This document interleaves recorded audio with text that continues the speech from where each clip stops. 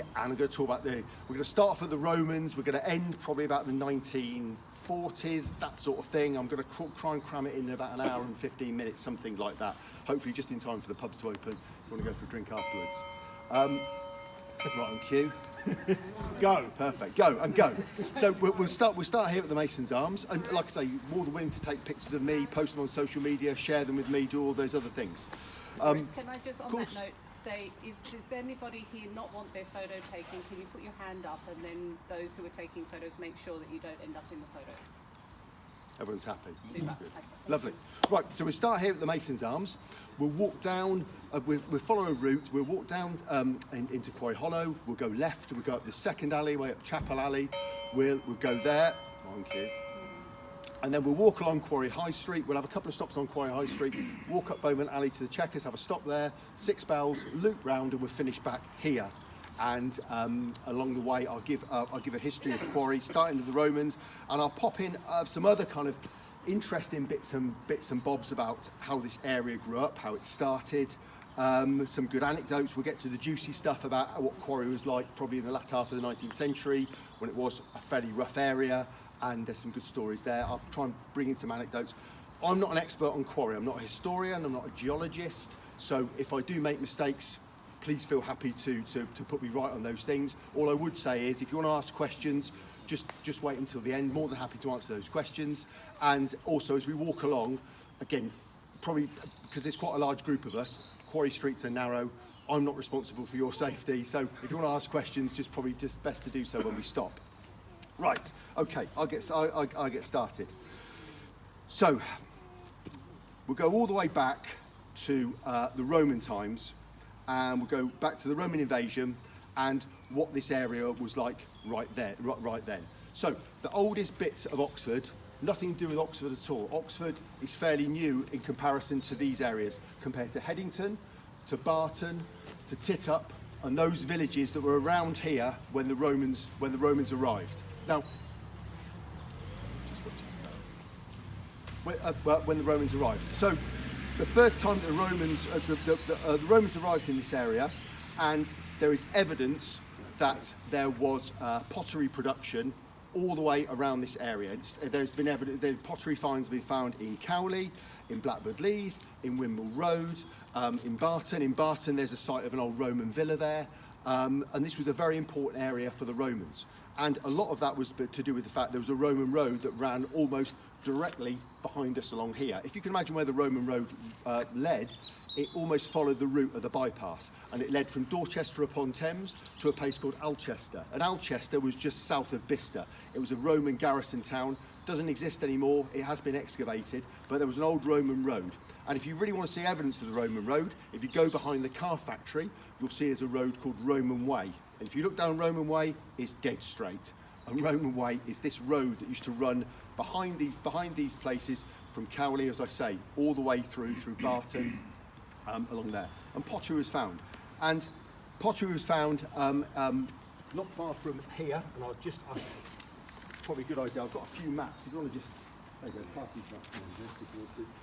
go, this is probably taken from about the 1920s. This is just a map of the Quarry area. And Roman remains were found just here. It's marked on the map as Windmill Quarry. Now, Windmill Quarry is at the end of Windmill Road, where it hits Old Road and goes down towards the Slade. If you ever noticed, as you go down towards the Slade, there's a slight undulation in the road. And just to the left, there is a dip.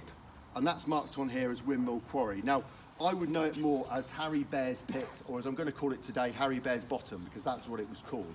And if you look there, there's some council housing there. Now, in the 1890s, evidence of Roman kilns were found in that area, showing that the Romans were operating in and around here. So, very important area, very old area. At this time, Quarry wasn't really being settled, but as I say, they were extracting clay and other materials from here. The Romans leave, and the Saxons turned up. And the Saxons have a bit more interest in Oxford down the road. So what they do is they start to excavate stone from here. And they excavate stone here, and it's coral rag. And coral rag is used to build St Michael's Church, which is in Cornmarket Street, which I can show you this picture. If you know Cornmarket Street, it is that one down there. It's the one that always looks, it's corner of Ship Street. Always looks to me like it should be at the seaside because it is a very rough building. And the reason it is rough and fairly artisan is because coral rag is an incredibly hard stone. It's incredibly hard to manipulate, but it's incredibly hard wearing. It is almost certain that this stone was extracted around here, probably at Rock Edge. And as it suggests, it's stone that's the end of an old coral reef, and it was taken from here, and the Saxons used it to excavate. And that kind of leads on to, and probably as well, the tower at Oxford Castle was made of coral rag as well, probably excavated from this area. So that's when this area starts really to be exploited. And what you have is a geological profile. I don't know if I can do this on this stone, or if even you can see it. But what I'll do is I'll just quickly draw it down here. So if you can imagine over here, we've got Rock Edge. Rock Edge is just there. And then I'm going to draw a cross section like here, and this is, we'll say, this is Green Road up here. So you've got this big cross section. Over here, you've got this area of coral rag. It's there, and it's just like watching Banksy. Just there, you've got an area of coral rag just here. Now, in between here, you have two other types of stone. You have Headington hardstone and Headington freestone, and they exist in bands like this. The Headington hardstone exists in bands of about 30 centimetres deep. In between these bands is rubbish and rubble. And then you might have another band of hardstone, or you might have another band of what's called Headington freestone. So, there's two of that hardstone. I can't spell. So, this actually explains, if you imagine this, you get these strata of the stone that comes through this area. So if you want to excavate this stone, you excavate it by a series of scoops, whereas essentially rock is excavated. The quest is always to find these bands of stone. So this is why you see these big pits where the stone is essentially scooped out in various sections. So the whole thing is like this slash and burn idea. Everything moves forward as the stone is taken out and the stone is excavated. Oxford University gets established sometime in, I think, about the 11th century, around there, that sort of time. And the first evidence, as the university expands, they need raw materials. And they need raw materials that are close, and possibly because of the Saxon and the Roman influence, they know there's some stone in this area that they can start to dig up. So, the first evidence of Headington stone being used is in 1396, when we get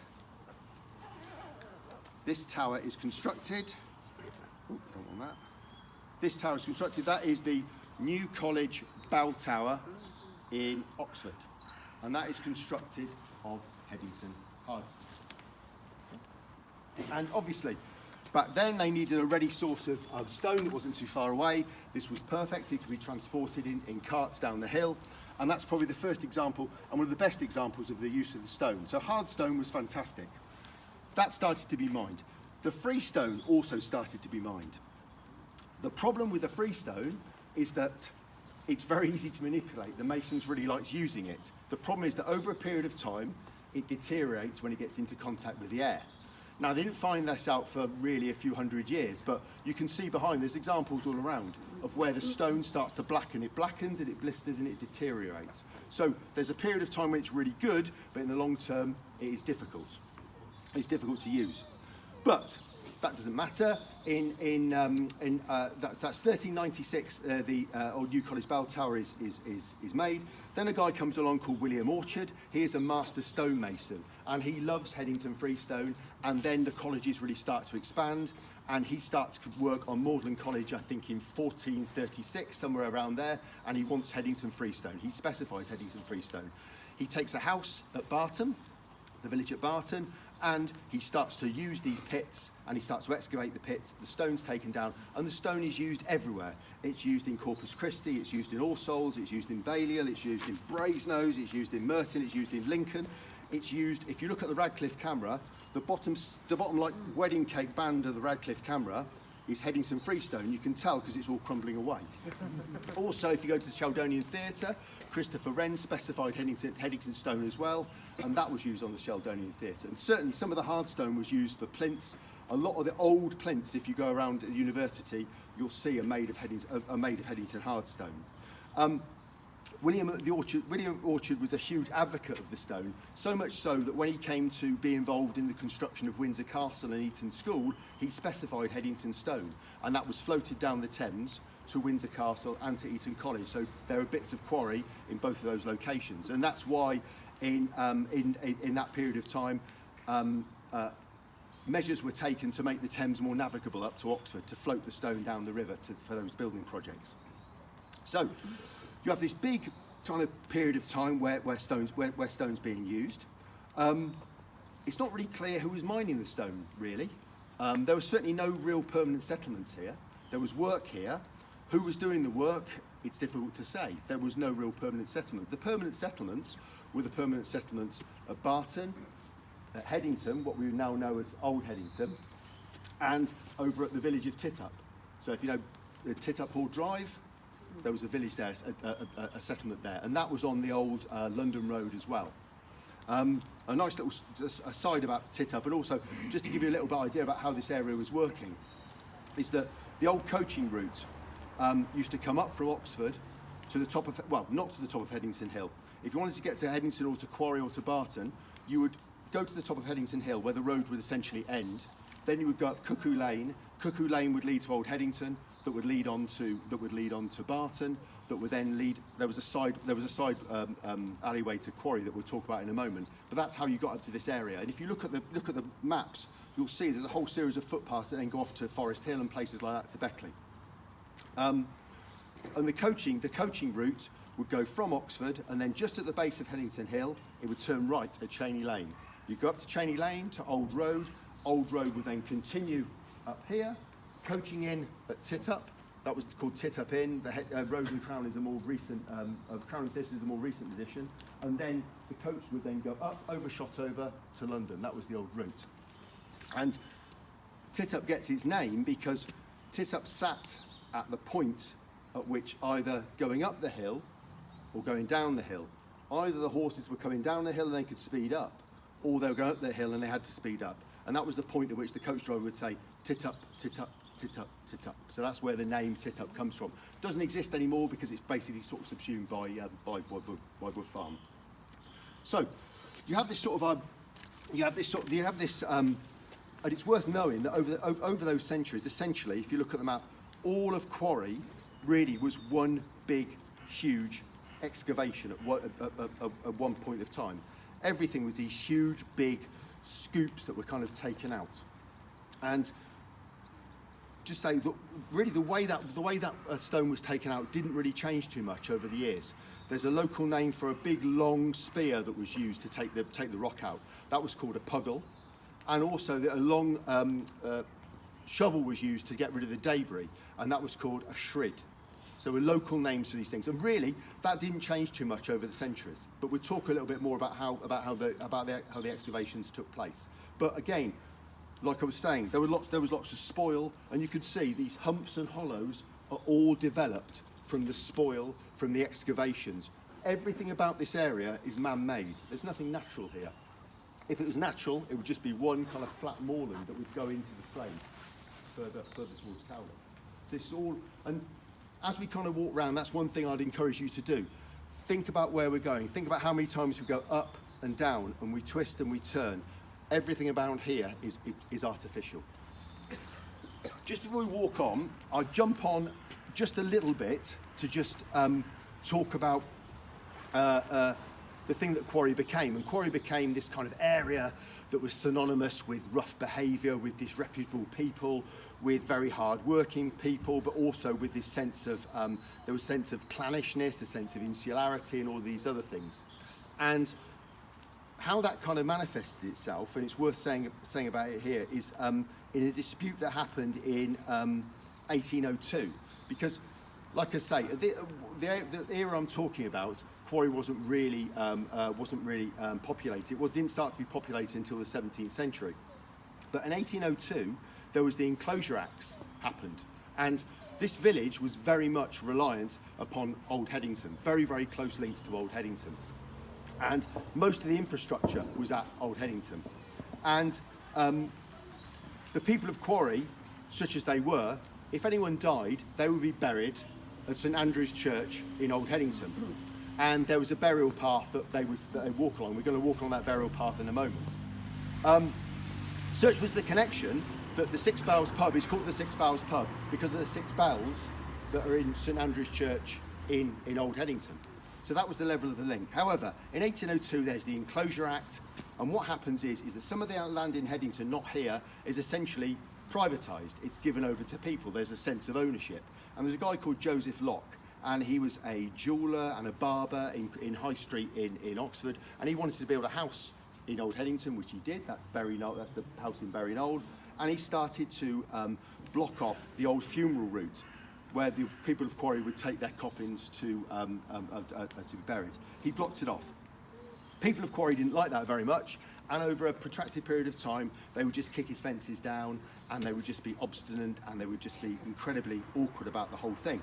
And it's kind of interesting that when I was growing up in Quarry, there was always this expression that people would call people of Quarry. They'd call them Quarry Ox. And for a lot of years, I thought that was some derivation of Oxford, Quarry Ox. But it isn't. I'll try and put on my best Oxford accent here. It's because the people of Oxford, people of Quarry, were awkward. They were awkward people. So Quarry Ox, they were awkward. So that's it, awkward people. And so the people of Quarry, they didn't like Joseph Locke. They kept kicking his fences down, didn't like it. And eventually, they were so cheesed off that a guy called James Coppock, again Coppock's close, a very local name, some names we'll be hearing a lot of, he decided, right, let's not be having anything to do with the church at all. We're going to become Methodists. So what he does is he sets up a Methodist chapel in a cottage next to the Six Bells, and we'll see it a bit later on. And Methodism starts to grow. And again, it's the non-conformist element that I think attracted the people of Quarry, and also it was a way of putting one in the eye to Joseph Locke. So the chapel grows. They gain enough money by public subscription to build a chapel in Trinity Road. I'm afraid I'm not sure where, but the chapel's there. And eventually they build the chapel that's on Quarry High Street, and we'll walk past it in a moment. And that becomes a Methodist chapel. Very, very popular. People like it. The people who don't like it are in the city of Oxford because they see Quarry as being quite disreputable, and now they see them as being, well, they're not Anglican anymore, they're not Protestant anymore, they've rejected the church. So in the 1830s, 1840s, the Bishop of Oxford at this time was a guy called Samuel Wilberforce, locally known or generally known as Soapy Joe. Not really sure why. Some people say he was greasy, some people say he was very good in debates. Could have been because he was very good in debates, because he was the guy who in 1860 debates with Huxley about the origins of the species, and that's another story that happened in Oxford, the Natural History Museum.